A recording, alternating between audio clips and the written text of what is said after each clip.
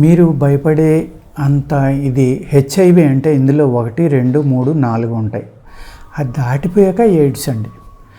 అందరూ ఏమనుకుంటున్నారంటే HIV AIDS ఒకటే అనుకుని ఈ హెచ్ఐవి రాగానే ఏదో అయిపోతుంది, నేను బతకను, ఇంకా నేను చనిపోతాను అని భయపడిపోయి ఎన్నో రకాలుగా రకరకాల ఆలోచనతోటి అప్సెట్ అయిపోవటం, సూసైడ్ చేసుకుందాం అనుకుంటాం, భార్య పిల్లలు ఏమైపోతారనే ఆలోచన, పెళ్ళైన వాళ్ళైతే, అవని వాళ్ళైతే పెళ్ళి అవదేమో అని భయం అన్నమాట. ఇది మీరు ఏదైనా చెడు అలవాట్లు ఉంటే కనుక తప్పనిసరిగా మానేయాలండి. మానేస్తే ఈ హెచ్ఐవి అనే దానికి మెడిసిన్స్ ఉన్నాయి. అండ్ ఇక్కడ ఏమవుతుందంటే ఇది ఆటో ఇమ్యూన్ ప్రాబ్లం. ముందరగా చెప్పుకోవాలంటే హెచ్ఐవి అనేది ఆటో ఇమ్యూన్ ప్రాబ్లం. మీకు దీంట్లో ఎటువంటి ప్రాణభయం ఉండదు.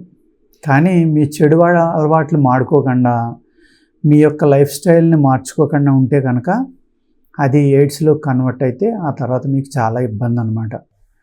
అప్పుడు కంట్రోల్ అవ్వడం చాలా కష్టం అవుతుంది. హెచ్ఐవి అనేది ప్రాణాంతకమైనది ఏం కాదండి. మీరు తగిన జాగ్రత్తలు తీసుకుని బలమైన ఆహారం తీసుకోవాలి, తప్పదు.